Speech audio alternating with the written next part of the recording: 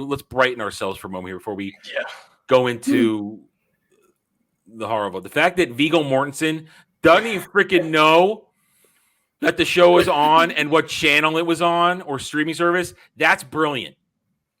I find that brilliant. Yeah, I heard about that the other day. That was quite Subtly funny. I mean, this is great. So Mortensen was asked about the Rings of Power in an interview with the Hollywood Reporter while promoting his latest film, Crimes of the Future.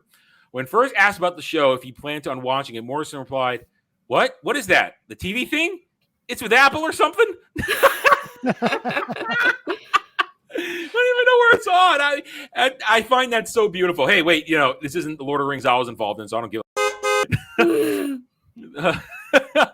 and then he asks, but do you know what source material they're using? What were they allowed to use? I mean, that's Viggo Mortensen who understands them. He lived and breathed this franchise for years because they shot them all back to back. So he was Aragorn. I mean, the stories about him carrying around the sword and took it with him everywhere. I mean, he went all in, just like everybody in that production went all in for the love and respect. Didn't he break his foot on set too? Mm-hmm. I remember. Yeah. Hours. Because he actually wanted to make it look right, so he went to kick something and he broke his foot, and they filmed it. Kicked the helmet. Yeah. So I mean, that passion, commitment, respect, love, and I love it. They tell him what he goes after they clue him into it, and then he just goes into automatic reply mode. Oh, that's cool. Yeah, it'll be fun to see. And then that's it. Get me out of here. This thing's going to be garbage. Get me out of here.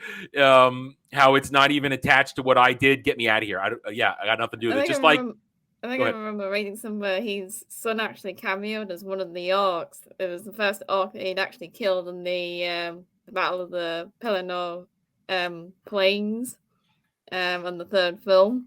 So the first orc he kills is actually his son. That's cool. That's cool. See, I don't know any of these stories. I just because I don't follow any of this stuff. Oh, there are hours and hours of behind-the-scenes footage that I've watched on both trilogies. The Hobbit trilogy has a ton too, and it's got to be a good 100 hours of behind-the-scenes. Well, I have it right here. I mean, this. My Blu-rays here. I've got all those appendices in the back here, I mean, I got all of them, all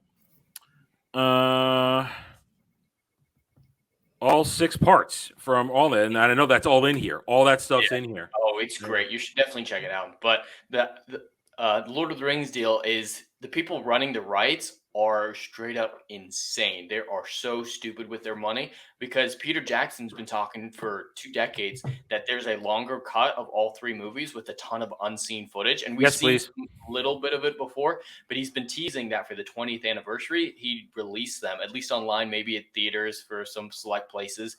But they decided that would take away from Rings of Power. And it's just like on the anniversary of Fellowship of the Ring, release Fellowship of the Ring. The next year, release 2 Towers. And that would just be insane amount of money. Money.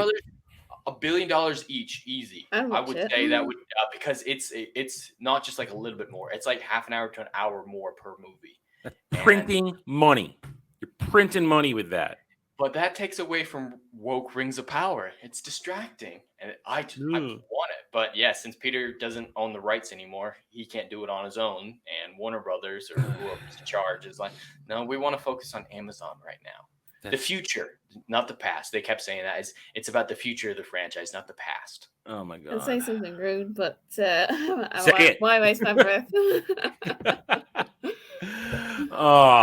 But that's what I love it that Viggo Mortensen couldn't give 2 about it. And as soon as he's like, what, it's on Apple? What? The man who is one of the most identifiable icons in Lord of the Rings because it just is fantastic performance and beloved and gives respect to the fans.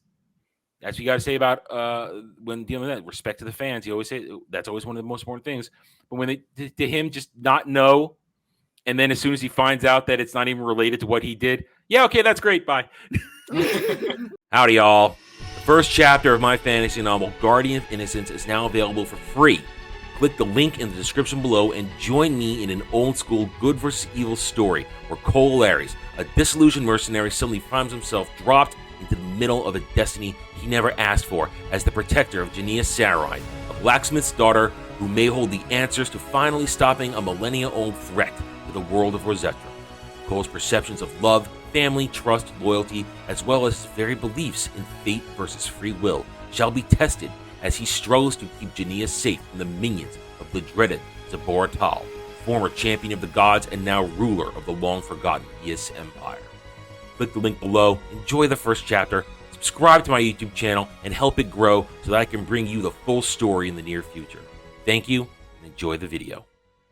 Thanks for watching, everybody. If you want to get in touch with me, you can reach out to me at therennerd@gmail.com. That email's for channel business only, so I check it on a daily basis. Also, you can find me at the Geeks and Gamers forums under @ROAS, and you can find me at Rumble and Odyssey, The Renaissance Nerd.